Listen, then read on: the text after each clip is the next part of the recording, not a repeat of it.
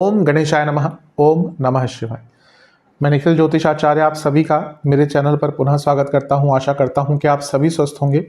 महादेव की कृपा आप सभी पर सदैव बनी रहे। ये वीडियो मिथुन यानी कि जमीनाय के लिए अत्यंत विशेष है, विशेष अति विशेष है, क्योंकि इस वीडियो में मैं चर्चा करूंगा मिथुन वाले लोगों के, मिथुन वाले जातकों के व्यक्तित्व के बारे में। मेष से लेकर मीन, इन सबका जो व्यक्तित्व है बहुत अलग होता है एक दूसरे से। उसके कई कारण होते हैं, खूबियां भी होती हैं सब में, खामियां भी होती हैं सब में। और ज्योतिष की जो विद्या है इसकी यही विशेषता है कि इसके अध्ययन से, इसके द्वारा मार्गदर्शन से हमें पता चल सकता है कि हाँ, व्यक्ति के अंदर क्या खूबियां हैं ताकि उनका लाभ उठाया जाए, और क्या खामियां हैं ताकि उन पर काम किया जाए। तो इस वीडियो में मैं यही करने का प्रयास करूंगा। अब क्योंकि अगर मैं पूरी विस्तृत तौर से शुरू कर दूं हर चीज़ को बताना मिथुन के बारे में, तो वीडियो बहुत लंबा, पता नहीं कितने घंटों का बन जाएगा, क्योंकि हर लग्न में, हर चंद्र राशि में बहुत ज़्यादा क्वालिटीज़, नेगेटिविटीज़, पॉइंट्स उनके होते हैं, कारकत्व तो बहुत होते हैं। इतने साल ज्योतिष का अध्ययन करने के बाद, उसको प्रैक्टिस करने के बाद, आज भी हर कुछ टाइम बाद कुछ ना कुछ नया सीखने को मिलता है कि हाँ, ये इस लग्न राशि की और विशेषता हो सकती है। तो लेकिन इस वीडियो को थोड़ा सा सम्मिलित करने के लिए मैंने 15 सकारात्मक पॉइंट्स को इसमें सम्मिलित किया है और 10 नकारात्मक पॉइंट्स को किया है। यदि आपकी लग्न राशि मिथुन है या आपकी चंद्र राशि मिथुन है, दोनों ही इसको अवश्य देख सकते हैं, दोनों से ही कहीं ना कहीं ये रिलेट करेगा। वीडियो के अंत में मैंने कुछ उपाय भी बताए हैं जो मिथुन वाले जातकों को सदैव करने चाहिए, जिससे उनके जीवन में सकारात्मकता सदैव बनी रहेगी। तो शुरुआत करते हैं। पहले बात करेंगे 15 सकारात्मक केंद्र बिंदुओं के बारे में। पहले शुरुआत करेंगे सकारात्मक केंद्र बिंदुओं से, और पहला जो पॉजिटिव पॉइंट है, इसमें कोई सरप्राइज की बात नहीं है, मैं कई बार बताता भी हूं कि बुद्धिमता, जो पहला पॉजिटिव पॉइंट मिथुन वालों का होता है, बुद्धिमता। और कारण क्या है? लग्न के स्वामी बुध हैं। देखिए, व्यक्ति के जो लग्नेश होते हैं, जो उनके लग्न के स्वामी होते हैं, उस व्यक्ति के अंदर उस ग्रह की सबसे ज़्यादा कैरेक्टरिस्टिक्स होते हैं, both positive as well as negative. Budh क्या है? बुध बुद्धि के कारक है, बुध बुद्धि के कारक है। तो ऐसे लोगों के अंदर, यानी कि जो मिथुन वाले जातक होते हैं, इनके अंदर बुद्धिमता बहुत होती है, इंटेलिजेंस बहुत होती है। अब अगेन, ये मैं एक ब्रॉडर पर्सपेक्टिव में कह रहा हूँ। अब अगर कुंडली में फॉर एग्जाम्पल बुध नीच के हो गए, बुध वक्री हो गए, अस्त हो गए, अगर चंद्रमा के साथ भी बुध अगर बहुत ज़्यादा क्लोज डिग्री में बैठ गए, बहुत चीज़ें होती हैं जो अफेक्ट करती हैं। लेकिन ऑन लार्जर स्केल हम कह सकते हैं कि जो मिथुन वाले जातक होते हैं, उनके अंदर बुद्धिमता होती है, और अपने इंटेलिजेंस और इंटेलेक्चुअल लेवल के दम पर वो अपने जीवन में आगे बढ़ते हैं। चलते हैं अगले केंद्र बिंदु की तरफ। वह ये है कि ये बहुत क्विक लर्नर होते हैं, बहुत शार्प इनका माइंड होता है, और ये कुछ भी सीखते हैं बहुत जल्दी सीख जाते हैं। अधिकतम जो बुध प्रभावित लोग होते हैं, मिथुन की बात कर रहा हूँ, कन्या की बात कर रहा हूँ, इनका चीज़ों को समझने की क्षमता, याद करने की क्षमता, फॉर एग्जाम्पल एक व्यक्ति अगर बृहस्पति प्रधान है, हो सकता है वो चीज़ों को इतनी जल्दी याद ना कर पाए, लेकिन वो समझना बहुत चाहेगा। लेकिन बुध वालों की क्षमता क्या होती है ना, वो चीज़ों को बहुत जल्दी याद कर लेते हैं, बहुत जल्दी उनको समझ जाते हैं। इनका रिटेंशन पावर बहुत अच्छा होता है। इसलिए अधिकतम जो बुध वाले लोग होते हैं, मिथुन कन्या वाले लोग कहिए, जिनका बुध बहुत स्ट्रांग है, वो बहुत अच्छे विद्यार्थी होते हैं, क्योंकि वहाँ पे एक लर्निंग कैपेसिटी की आवश्यकता होती है, रिटेंशन पावर की आवश्यकता होती है। और ये जो मिथुन वाले जातक होते हैं, इनके अंदर भी वो क्षमता होती है कि ये बहुत क्विक लर्नर होते हैं, और अवश्य जो व्यक्ति जल्दी सीखता है उसको उसका लाभ प्राप्त होता है। अगले केंद्र बिंदु की तरफ, वो है मल्टी स्किल्ड और मल्टी टैलेंटेड। कारण इसका क्या है? सबसे पहला तो बुध ही, क्योंकि बुध आपके लग्नेश हैं। बुध अपने आप में क्योंकि जैसे मैंने कहा इंटेलिजेंस आदि के कारक है, तो ऐसे लोग बहुत जल्दी चीज़ों को अगर सीख जाते हैं तो वो बहुत सारी चीज़ों को सीखना चाहते हैं। और अगर हम गौर से देखें, अगर मिथुन की बात करें, तो पहला भाव, चौथा भाव, सातवां भाव, 10वां भाव, ये क्या होते हैं? केंद्र भाव होते हैं। ये चारों ही जो केंद्र भाव होते हैं मिथुन के लिए, ये शुभ ग्रहों के अधीन है। और कौन कौन से ग्रह? एक है बुध और एक है बृहस्पति। दोनों ही क्या है ना, वो ज्ञान के एक कारक हैं। बुध का ज्ञान थोड़ा सा अलग होता है, बुकिश नॉलेज होती है। बृहस्पति का ज्ञान क्या होता है, वो विस्तारित होता है। तो जब ये दोनों ही ग्रह जो कहीं ना कहीं ज्ञान के तरफ इंडिकेशन देते हैं, और ये आपके लग्न भावों के केंद्र भावों के स्वामी हैं। और केंद्र क्या होते हैं, केंद्र व्यक्ति के जीवन के स्तंभ होते हैं, पिलर्स ऑफ एनी चार्ट, उनको केंद्र कहा जाता है। इसीलिए ये जो बुध वाले जातक होते हैं ये मल्टी स्किल्ड होते हैं, मल्टी टैलेंटेड होते हैं। इनके अंदर बृहस्पति और बुध दोनों की खूबियां आती हैं, और ये दोनों ही जैसे मैंने कहा ज्ञान के कारक होते हैं। इसलिए लोग बहुत कुछ सीखते हैं अपने जीवन में। इम्प्लीमेंटेशन अलग चीज़ है, उस पर मैं आऊँगा जब नेगेटिव पॉइंट की बात करूँगा। लेकिन ऐसे लोग अवश्य बहुत कुछ सीखते हैं, बहुत कुछ सीखना चाहते हैं, और सदैव इनका एक जो लर्निंग प्रोसेस होता है ना, वो चलता रहता है। चलते हैं अगले केंद्र बिंदु की तरफ, जो कि है चतुरता, यानी कि क्लेवरनेस। अब इंटेलिजेंस और क्लेवरनेस में फर्क होती है, बुद्धिमत्ता और चतुरता में फर्क होती है। हो सकता है कोई व्यक्ति बहुत बुद्धिमान हो, लेकिन उसको नहीं पता लोग उसको कैसे बेवकूफ बना रहे हैं। मिथुन के साथ ऐसा नहीं होता। They are intelligent as well as clever people. इनको पता है कि कहाँ पे अपना काम बनाना है, किस प्रकार से अपना काम बनाना है, और सबसे इंपॉर्टेंट कहाँ पर निकलना है बचकर। ये इनके अंदर एक खूबी होती है कि जब इनको लगता है ना कि हाँ अब यहाँ पर और नहीं टिकना चाहिए, यहाँ से अब निकल जाना चाहिए, ज़्यादा देर टिके तो फंस जाएंगे, अब ये किसी भी सिचुएशन में लगा लीजिए, वो इनके अंदर एक चतुरता होती है। और इसीलिए इस चतुरता के चलते ये अपने जीवन में कई बार अच्छे मुकाम पर पहुंचते हैं, क्योंकि इनको पता है कि कब कौन सा एक्शन लेना है। और जो व्यक्ति आज के टाइम में चतुर नहीं है वो आगे नहीं बढ़ सकता। दुनिया भर का आपके पास इंटेलिजेंस हो, दुनिया भर का ज्ञान हो, अगर उसको यूटिलाइज करने की चतुरता नहीं है तो आप आगे नहीं बढ़ सकते। और ये चतुरता मिथुन वाले जातकों में विद्यमान होती है। चलते हैं पांचवें केंद्र बिंदु की तरफ, पॉजिटिव पॉइंट में। वो है इनका फ्लेक्सिबल नेचर होता है, लचीला स्वभाव होता है। कारण क्या है, बुध बुध को हम जब बुध की बात करते हैं, ग्रहों की कई कई कैरेक्टराइजेशन है, कई उनको अलग अलग उनका विभाजन किया गया है, और राशियों का भी ऐसा किया गया है। तो जब हम बुध की बात करते हैं तो बुध को हम कहते हैं एक टीनेजर की तरह उनको हम ट्रीट करते हैं। उनकी एज अगर हम बात करते हैं ना, एक टीनेजर की बात करते हैं। तो जैसे एक टीनेजर होता है ना, वो किसी चीज़ को देखकर अपने आप को बदल लेता है। हाँ मुझे वो अच्छा लगा तो मैं वो भी करूँगा। तो एक फ्लेक्सिबिलिटी इनके अंदर होती है। ऐसा नहीं कि रिजिड होंगे कि मैंने ये पढ़ा है तो मैं यही कार्य करूँगा, नहीं। आप देखेंगे द्विस्वभाव वाले लोग, मैं सिर्फ मिथुन की बात नहीं कर रहा, जितने भी द्विस्वभाव वाले लोग होते हैं ना, अधिकतम इनमें से लोग पढ़ते कुछ और हैं, करते कुछ और हैं। मैं सबकी बात नहीं कर रहा, या फिर कुछ ना कुछ अलग इनका आगे वाला जोन हो जाता है। क्योंकि यही वो लोग हैं जो अपने जीवन में फ्लेक्सिबिलिटी ला पाते हैं। ये रिजिड नहीं रहते कि हाँ मुझे अगर सफलता प्राप्त करनी है तो यही तरीका है, नहीं, वो उससे हटकर भी सफलता प्राप्त करते हैं। और इसका कारण बता देता हूँ। एक तो जैसे मैंने कहा कि बुध का स्वभाव, दूसरा मिथुन जो है ये द्विस्वभाव राशि है। राशियों के विभाजीकरण है काफ़ी, स्थिर स्वभाव, चर स्वभाव, द्विस्वभाव। तो इसमें से जो मिथुन है वो द्विस्वभाव है, और द्विस्वभाव का अर्थ ही बहुत दिखता है कि वो अपने आप को ढाल लेते हैं, वो अलग अलग तरीकों से अपने आप को फ्लेक्सिबिलिटी की तरफ लेके जाते हैं। और ना केवल लग्न द्विस्वभाव है, चारों जो केंद्र भाव हैं वो द्विस्वभाव राशियों के अंदर ही आते हैं। इसलिए एक इनके अंदर फ्लेक्सिबिलिटी होती है, और आज के टाइम में जो व्यक्ति फ्लेक्सिबल होता है अवश्य वो आगे बढ़ पाता है। चलते हैं अगले केंद्र बिंदु की तरफ, वह ये है कि ये लोग मल्टीटास्कर्स होते हैं, और बहुत अच्छे मल्टीटास्कर्स होते हैं। पुनः इसका कारण यही है कि द्विस्वभाव है, फ्लेक्सिबिलिटी, जैसे अभी हमने पहला पॉइंट इससे जो बात किया। और पुनः जो इनके चारों स्तंभ हैं, यानी कि चारों केंद्र भाव हैं, वो द्विस्वभाव सारे राशियों के अधीन आते हैं। और इनके ग्रह कौन कौन से हैं, बुध और बृहस्पति। तो बृहस्पति क्या है, मैनेजमेंट के कारक है। बुध क्या है, इंटेलिजेंस के कारक है। और केंद्र भाव व्यक्ति के ऊपर बहुत प्रभाव डालते हैं। तो ये लोग इंटेलिजेंस भी लेके चलते हैं, ये लोग मैनेजमेंट स्किल्स भी लेके चलते हैं। और जब इन दोनों का मिलन होता है तो ऐसे लोग अवश्य मल्टीटास्कर्स होते हैं। अधिकतम ऐसे लोग जो चीज़ों को मल्टीटास्किंग कर लेते हैं ना, वो आपको द्विस्वभाव वाले ही मिलेंगे। और मिथुन वाले अवश्य मल्टीटास्कर्स होते हैं। जॉब करेंगे, साथ में छोटा मोटा बिजनेस भी रन करेंगे। स्टूडेंट हैं, स्टडी कर रहे हैं, साथ में पार्ट टाइम अर्निंग भी करेंगे। जॉब कर रहे हैं, साथ में कुछ ना कुछ कोर्स कर लेंगे। ये सारी खूबियाँ इनके अंदर होती हैं। मल्टीटास्किंग हर व्यक्ति के बस की बात नहीं होती।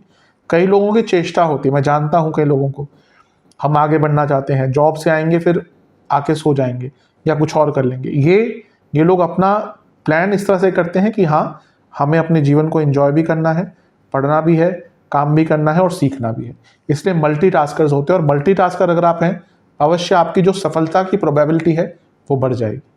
चलते हैं 7वें पॉजिटिव पॉइंट की तरफ। वह है कि इनके अंदर जो एनालिसिस स्किल्स होती है, विश्लेषण करने की क्षमता है, बहुत अच्छी होती है।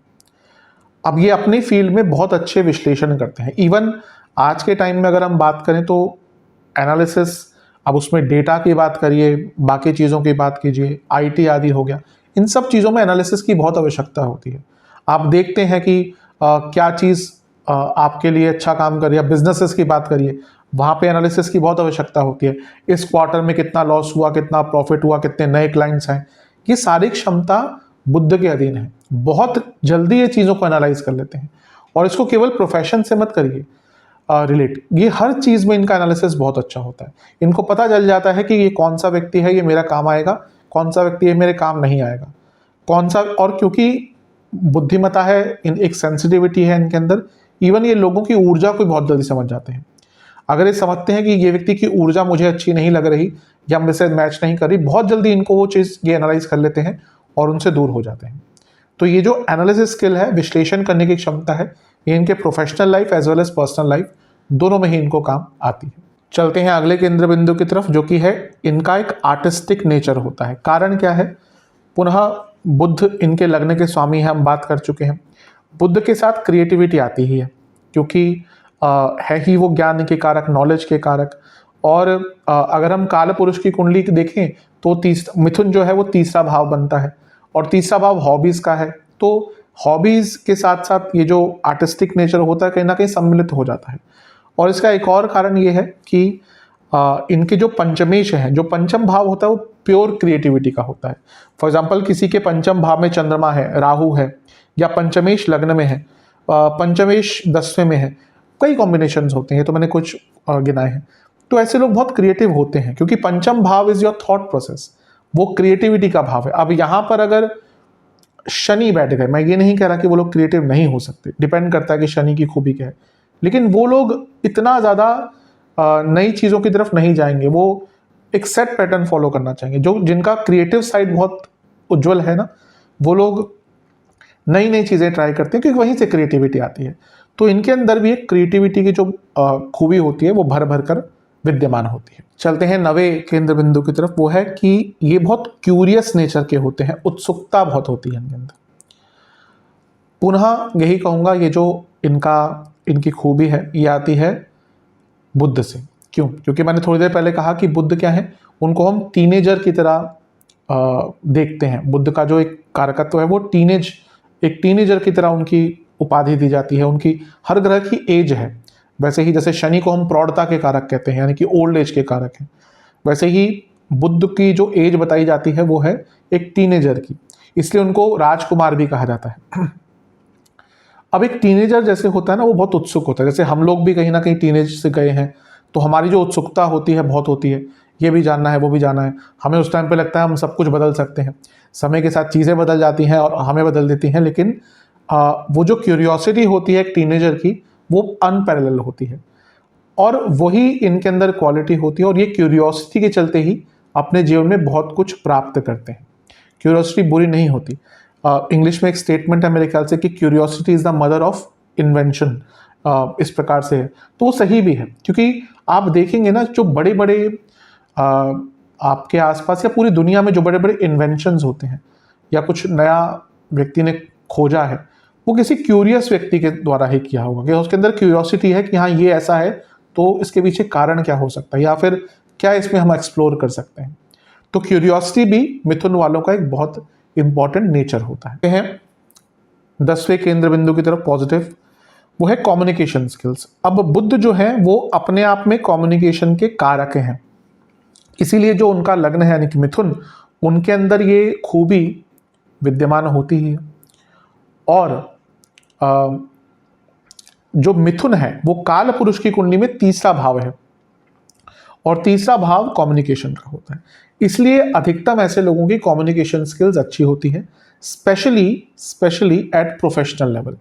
पर्सनल लेवल पर थोड़ा सा चीज़ें बदल जाती हैं, लेकिन एट प्रोफेशनल लेवल इनकी जो कम्युनिकेशन स्किल्स होती हैं वो बहुत अच्छी होती हैं, और इसी कारण ऐसे लोग कई बार मैंने देखा है कि जो अधिकतम लोग बुक्स लिखते हैं ना, या कुछ राइटिंग करते हैं, कोई बुक अपनी पब्लिश करते हैं, कोई कुछ भी जहाँ पे पब्लिकेशन आ गया, या अपने आइडियाज़ को वर्ड्स का एक माध्यम देना, वो बुध वाले लोग ही ज़्यादा करते हैं। और मिथुन क्योंकि बुध के अधीन है, तो उनकी भी कम्युनिकेशन स्किल्स अच्छी होती है, और वो अवश्य इस चीज़ का फ़ायदा अपने जीवन काल में बहुत उठाते हैं। 11वें केंद्र बिंदु की तरफ, वो है सोशल नेचर। इनका नेचर बहुत सोशल होता है, इनको लोगों से बात करना, बाहर जाना और लोगों से मिलना जुलना पसंद होता है।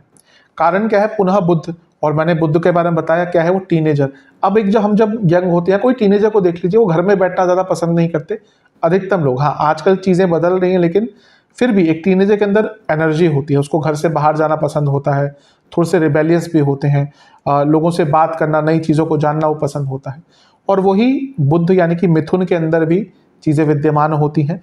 और पुनः वो क्योंकि तीसरे भाव का मिथुन जो है वो काल पुरुष की कुंडली में तीसरा भाव बनता है, यानी कि वो कम्युनिकेशन का स्थान है, और तीसरा भाव भी कहीं ना कहीं आपका सोशल लाइफ दिखाता है। 3, 7, 11 ये जो भाव होते हैं, इसीलिए ये जो मिथुन वाले जातक होते हैं ये सोशल होते हैं। इनको लोगों से मिलना, बातचीत करना, उनसे इंटरैक्ट करना बहुत अच्छा लगता है, और वो भी इनके काम अवश्य आता ही है। तो हैं 12वें पॉजिटिव पॉइंट की तरफ, वो है गुड बिजनेस स्किल्स। बुध व्यापारिक क्षमता के कारक होते हैं। व्यापार या बिजनेस के जो मेन कारक है, बिजनेस मैनेजमेंट के जो मेन कारक है, वो है बृहस्पति। लेकिन व्यापारिक क्षमता, पैसा कैसे कमाना है ना, व्यापार के असली कारक जो है, जो ट्रेड के कारक हैं, वो है बुध। तो इसलिए बिजनेस के लिए बुध और बृहस्पति दोनों की ही विशेषता या दोनों की ही इंपॉर्टेंस बहुत होती है। अब बुध नेचुरली व्यापारिक क्षमता के कारक हैं, तो वो विद्यमान मिथुन वाले में होगी, क्योंकि मिथुन के स्वामी बुध हैं।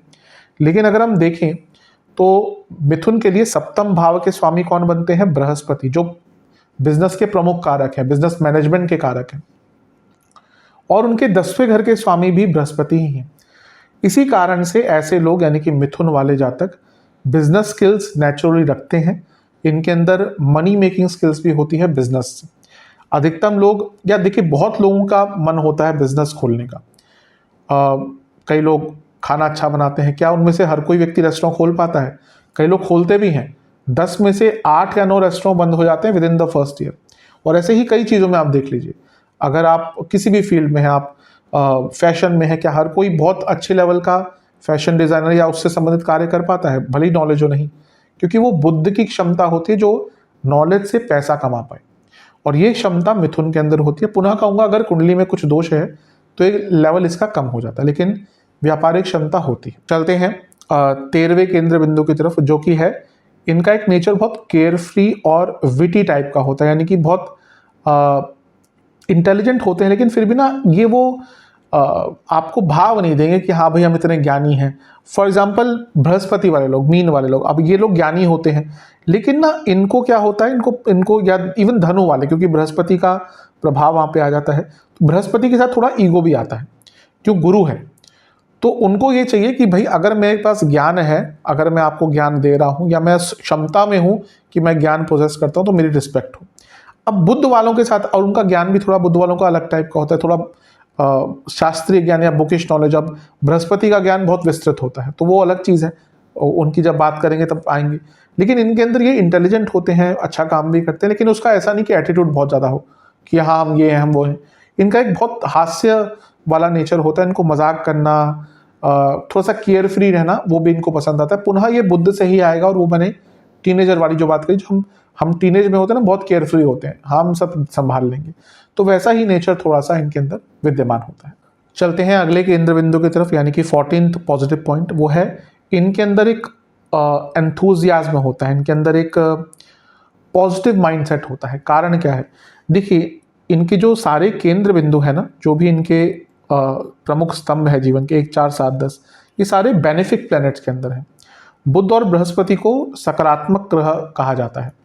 हाँ, बुध थोड़े से कंडीशनल होते हैं कि अगर वो पाप ग्रह के साथ बैठ गए तो थोड़ा सा उनका नेचर बदल जाता है, लेकिन क्योंकि हम यहाँ पे केवल केंद्रों के स्वामित्व की बात कर रहे हैं, तो ये जो भी केंद्र हैं इनके, वो शुभ ग्रहों के अधीन आते हैं, और जब केंद्र सारे शुभ ग्रहों के अधीन आते हैं तो व्यक्ति का जो एक माइंडसेट होता है वो पॉजिटिव होता है। तो इनका पॉजिटिव माइंडसेट होता है, इनके अंदर एक उत्साह होता है, एंथुजियाज्म होता है, और उसके चलते भी ये लोग अपने जीवन में आगे बढ़ते हैं। तो ये इनका 14th पॉजिटिव पॉइंट है। 15वें पॉजिटिव पॉइंट की तरफ, वो है ये ऊर्जात्मक लोग होते हैं, इनके अंदर एनर्जी होती है और ये एडवेंचरस होते हैं। कारण क्या है कि मिथुन जो है वो काल पुरुष की कुंडली में तीसरा भाव बनता है, जहां से ऊर्जा आती है। तो इनके अंदर एक ऊर्जा होती है। मैं इस ऊर्जा को मंगल की ऊर्जा से कनेक्ट नहीं करूंगा, लेकिन फिर भी ऐसे लोग हमेशा आपको थोड़ा सा एनर्जेटिक दिखेंगे। ऐसा नहीं कि बहुत डल से हो गए, हमेशा थोड़ा सा एनर्जी इनके अंदर दिखेगी, फ्रेश दिखेंगे ये लोग। और इवन ये मेरा ऑब्जर्वेशन है, ये लोग अधिकतम अपनी एज से छोटे दिखते हैं। 40 के होंगे, दिखेंगे 30 के। वो इनके अंदर एक नेचुरल खूबी होती है। और साथ में एडवेंचरस होते हैं। उसका कारण क्या है, जो भी राशियां होती हैं उनको बहुत विभाजन, जैसे मैंने कहा कई विभाजन है उनके, तो उसमें से मिथुन जो है वो एरी साइन में आता है, यानी कि जिसका थोड़ा सा आकाश तत्व होता है। तो वो लोग बहुत चीज़ें ट्राई करते हैं। वो एक एरीनेस उनके अंदर होती है कि एक जगह पर स्थिर नहीं रहना, और इसके कारण वो एडवेंचरस होते हैं। और अवश्य अगर ऐसे लोग सकारात्मक रहते हैं, हार्डवर्क करते हैं, तो इस एडवेंचर का, इस ऊर्जा का वो उपयोग करके अपने जीवन में आगे भी बढ़ पाते हैं। करते हैं नेगेटिव पॉइंट्स की। सबसे पहला है ओवर थिंकर्स। बहुत ज़्यादा सोचते हैं, बहुत ज़्यादा सोचते हैं। कारण क्या है, जो भी द्वितीय भाव वाले होते हैं ना, 3, 6, 9, 12, ये बहुत ज़्यादा सोचते ही हैं। इन्होंने ठेका ले रखा होता है ओवर थिंकिंग का। इसके साथ ही जो बुध है वो एरी साइन है। एरी मतलब कि हमेशा चलना, हमेशा कुछ ना कुछ मूवमेंट। तो इनका माइंड कभी खाली बैठता ही नहीं है। अधिकतम मिथुन वाले इस चीज़ से रिलेट करेंगे कि उनका माइंड कभी शांत नहीं बैठता, कुछ ना कुछ चल ही रहा होता है, और वो एट सम लेवल उनको तंग कर सकता है। अगर कुंडली में चंद्रमा की प्लेसमेंट खराब है, राहु बहुत प्रभावी है, जो बुध है वो वक्री है, तो ये फिर ओवर थिंकिंग की जो चीज़ है ना, ये इनको बहुत तंग करती है। इसलिए अगर ऐसा प्रॉब्लम आ रहा है तो इनको मेडिटेशन आदि, पूजा पाठ आदि अवश्य करना चाहिए। तो ये इनका पहला नेगेटिव पॉइंट है। दूसरा नेगेटिव पॉइंट, इनके अंदर निर्णय लेने की क्षमता बहुत अच्छी नहीं होती। इंटेलिजेंस सब कुछ होता है, लेकिन जहाँ पे निर्णय लेना है ना, और छोटे से छोटा, बड़ा से बड़ा। आप अगर कोई प्योर बुध वाला व्यक्ति है, मिथुन का जातक है, बुध बहुत स्ट्रांग है, आप उनको रेस्टोरेंट ले जाइए और पूछ लीजिए भैया क्या खाओगे, मेन्यू पूरा देख लेंगे, फिर भी डिसाइड नहीं कर पाएंगे। और यही चीज़ इनके हर चीज़ में, हर व्यक्तित्व, हर इनके नेचर में, हर इनके एस्पेक्ट में जीवन के दर्शाती है, नज़र आती है कि ये डिसीजन मेकिंग ढंग से नहीं ले पाते। अधिकतम डिसीजन मेकिंग के टाइम पे कंफ्यूज हो जाते हैं। और ऑब्वियसली अगर आपके अंदर दुनिया भर का टैलेंट है, लेकिन अगर निर्णय लेने की क्षमता बहुत अच्छी नहीं है, तो प्रभावित करती है जीवन के ग्रोथ को।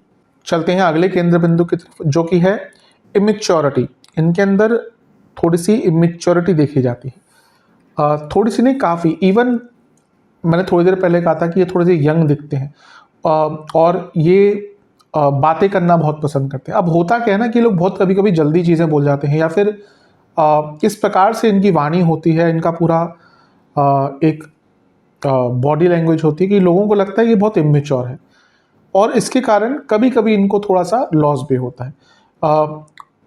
इंटेलिजेंस बहुत होती है, लेकिन जब बात करते हैं या फिर जैसे मैंने कहा अपने आप को कैरी थ्रू करते हैं, उसमें एक इमेच्योरिटी झलकती है, और वही इनके लिए कभी कभी एक ड्रॉबैक का काम करती है। एक इमेच्योरिटी का नेचर इनके अंदर होता है, कोई भी इनकी एज हो जाए, थोड़ा सा कभी कभी ऐसी चीज़ें कर बैठते हैं। ऑब्वियसली विद एज व्यक्ति समझता है, बदलता है, लेकिन तब भी आप देखेंगे ना कि इवन अपनी ओल्ड एज में भी कभी कभी ऐसी बातें बोल देंगे जो लगेगा कि बहुत बचकानी सी। चलते हैं चौथे नेगेटिव पॉइंट की तरफ, वो है ये कभी कभी कॉन्फिडेंस लैक करते हैं।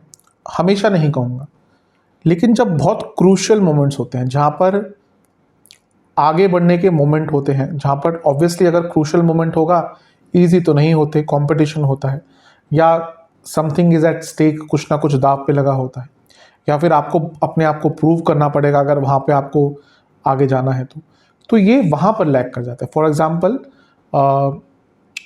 काम करते हैं, बहुत अच्छा नॉलेज है, बहुत अच्छी प्रेजेंटेशन बना के रखी हुई है, सब कह रहे हैं कि हाँ भाई बहुत अच्छी प्रेजेंटेशन है, इसको अगर तुम प्रेजेंट कर दोगे तो अवश्य तुम्हारा नाम बन जाएगा। अब वहाँ पर जहाँ पर ये वो प्रेजेंटेशन वाली जगह पर जाएंगे ना, वहाँ पर इनका कॉन्फिडेंस गिर जाता है, और इसी कारण कभी कभी अपने जीवन में, ये मैंने एक एग्जाम्पल दिया, मतलब कि जो भी क्रूशल मोमेंट्स होते हैं ना, और व्यक्ति कहाँ पे सक्सेस पाता है, क्रूशल मोमेंट्स को जीत के ही, क्रूशल मोमेंट्स को ही यूज़ करके, यूटिलाइज करके, तो वहाँ पे कभी कभी ये कॉन्फिडेंस लैग कर जाते हैं और उसके कारण अपने पोटेंशियल तक नहीं पहुँच पाते हैं। अगले केंद्र बिंदु की तरफ वो है कि इनके ये कंसिस्टेंसी लैग करते हैं, इनके अंदर कंसिस्टेंसी का अभाव होता है। हर चीज़ में स्टेबिलिटी थोड़ी सी इनकी कम होती है। अपने नॉलेज का, अपने ज्ञान का, अपने स्किल्स का ये लोग क्यों अधिकतम लाभ नहीं उठा पाते? क्योंकि कंसिस्टेंसी नहीं होती, और कंसिस्टेंसी के बिना कहीं ना कहीं जीवन में आगे नहीं बढ़ा जाता। हाँ, कुछ लोग होते हैं उनकी किस्मत बहुत अच्छी होती है तो ज़्यादा मैटर नहीं करता, लेकिन आप देखेंगे कई लोग अपनी कंसिस्टेंसी के दम पर अपने जीवन को बदलते हैं और आगे बढ़ते हैं। इसका मेन कारण है कि द्विस्वभाव है, तो जितने भी द्विस्वभाव वाले लोग होते हैं उनके अंदर कंसिस्टेंसी कम होती है। चलते हैं छठे केंद्र बिंदु की तरफ, नेगेटिव की बात कर रहे हैं हम। वो ये है कि इनके अंदर बहुत ज़्यादा बोलने की एक आदत होती है, और उस ऑब्वियसली अगर कोई व्यक्ति बहुत ज़्यादा बोलेगा तो वो कुछ गलत भी बोलेगा या कुछ ऐसी चीज़ें बोल देगा जो नहीं बोलनी चाहिए। इसका कारण क्या है? क्योंकि बुद्ध का स्वभाव, मैंने फिर से कहूँगा टीनेजर वाली बात, वो जैसे टीनेजर होते हैं कुछ भी बोल देते हैं। साथ में इनके अगर दूसरे भाव की बात करें, जो वाणी का स्थान है वो चंद्रमा के अंदर है, और चंद्रमा क्या है? चंचलता है। इसलिए इनकी वाणी में बहुत चंचलता होती है, और बड़े बड़े युद्ध भी वाणी के कारण ही हुए हैं। वो आप महाभारत की बात कर लीजिए या कहीं की भी बात कर लीजिए, तो वाणी पे कंट्रोल ना रख पाना, बहुत ज़्यादा बोलना, उसमें चंचलता, चपलता, अनिश्चितता सब कुछ होना, ये इनके लिए कभी कभी प्रॉब्लमेटिक बनता है। ये लोग खुद इसको रियलाइज़ भी करेंगे, जो मिथुन वाले अगर देखते हैं तो, कि हाँ उन्होंने कभी ना कभी बहुत ज़्यादा या कुछ ऐसा बोल दिया हो जो बाद में इनको तंग करता होगा। आते हैं अगले केंद्र बिंदु की तरफ, वो है फिकल माइंडेड, यानी कि बहुत रेस्टलेस इनका माइंड होता है। कारण क्या है कि पुनः बुद्ध की बात करूंगा, बुद्ध द्विसब बहुत एक तेज भागने वाला ग्रह है। जैसे चंद्रमा है, चंद्रमा बुद्ध बहुत तेज राशि बदलते हैं, चंद्रमा 2-2.5 दिन में, बुद्ध करीबन 2 हफ्ते के आसपास। तो ये ग्रह जो है ना बहुत रेस्टलेस होते हैं। और इसका एक और कारण है कि चौथा भाव भी जो है वो बुद्ध के अधीन है, और ये भी द्विस्वभाव है, यहाँ पे जो राशि पड़ती है। तो इसका कारण क्या होता है कि इससे होता क्या है कि व्यक्ति हमेशा अशांत रहता है। चौथा भाव आपके इमोशंस का है, तो यहाँ पर अगर कोई स्थिर स्वभाव की, जैसे वृषभ की बात करें, वृषभ के लिए चौथे भाव में सिंह है, जो स्थिर स्वभाव की राशि है, और सूर्य अपने आप में स्थिरता है। सूर्य तो स्थिर रहता है ना, अब हम देखते हैं कि हाँ सब कुछ सूर्य के इर्द गिर्द घूम रहा है क्योंकि सूर्य स्थिर है। लेकिन वहीं पर बुद्ध के लिए चौथा भाव क्या है? मिथुन का है, सॉरी कन्या का है, जो कि बुद्ध की राशि है। इसलिए लोग बहुत फिकल माइंडेड रहते हैं। चलते हैं आठवें केंद्र बिंदु की तरफ, नेगेटिव वाला। वो है कि ये अपने कार्यों को पूर्ण नहीं कर पाते, अनेबल टू कंप्लीट टास्क। इसका कारण यही है, पुनः कहूँगा द्विस्वभाव, क्योंकि वो एक डुअलिटी रहती है, कन्फ्यूजन रहती है। इसके साथ ही ज्योतिष में कई दोष होते हैं। एक होता है केंद्राधिपति दोषम। अगर आपके चारों केंद्र भाव, वो द्विस्वभाव लग्नों के लिए, राशियों के लिए ही होता है, अगर आपके चारों केंद्र भाव शुभ ग्रहों के अधीन है तो उनको केंद्राधिपति दोष लगता है। इसमें क्या होता है कि व्यक्ति ना थोड़ा सा लेड बैक हो जाता है। मिथुन वाले या फिर जो बुद्ध युक्त ग्रह होते या लोग होते हैं, मिथुन की ही हम बात कर रहे हैं अभी, जो लोग बहुत चीज़ों को स्टार्ट कर देंगे एक्साइटमेंट में आकर, इन्फ्लुएंस होकर। अच्छा वो ये कर रहा है, स्टडी करेंगे, उस पर प्लानिंग करेंगे, स्टार्ट कर देंगे काम को, बहुत उत्साह रहेगा 2-3 दिन, तो फिर उसके बाद वो उत्साह धीरे धीरे कम होता रहेगा, और अधिकतम ये अपने टास्क को पूरा नहीं कर पाते। अगर मैं केवल मिथुन की बात नहीं करूंगा, जितने भी द्विस्वभाव वाले हैं ना, इनके अंदर कंसिस्टेंसी आ जाए, इनको कोई हरा नहीं सकता, इनको कोई पीछे कर नहीं सकता। लेकिन वो कंसिस्टेंसी और unable to complete their task, ये इनकी एक चुनौती होती है, ये इनका नेगेटिव पॉइंट होता है। जितना ये इस पे काम कर सकते हैं उतना इनके लिए अच्छा रहता है। चलते हैं 9th केंद्र बिंदु की तरफ, जो कि है दे लैक लीडरशिप क्वालिटी। इतनी नॉलेज होने के बाद भी इनके अंदर लीडरशिप क्वालिटी कम होती है।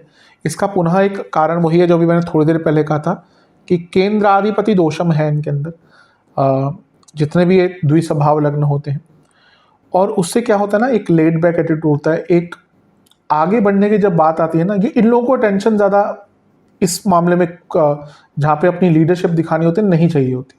बहुत अच्छे वर्कर्स होते हैं, ऑर्डर्स लेते हैं, चीज़ों को सुनते हैं अपने बॉसेस की, उस पर काम करते हैं, लेकिन अब मैं सबकी बात नहीं कर रहा, अब अगर लग्न पर मंगल का प्रभाव है, शनि का प्रभाव है, बहुत हद तक राहु का प्रभाव है, तो चीज़ें बदल जाती हैं। लेकिन अधिकतम ऐसे लोग लीडरशिप क्वालिटी नहीं दिखा पाते अपने जीवन में, और उसके कारण से नॉलेज होते हुए भी उसका फ़ायदा नहीं उठा पाते। अधिकतम इनके साथ वाले लोग ना इनकी नॉलेज का फ़ायदा उठा जाते हैं। काम इन्होंने किया, सब कुछ इन्होंने किया, आइडियाज़ इनके थे, क्रेडिट कोई और ले गया, क्योंकि उन्होंने वहाँ पे लीडरशिप क्वालिटी दिखा दी।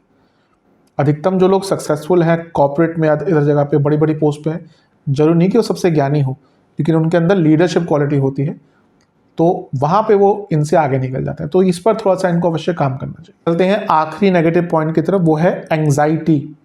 इनके अंदर एंग्जाइटी बहुत ज़्यादा होती है।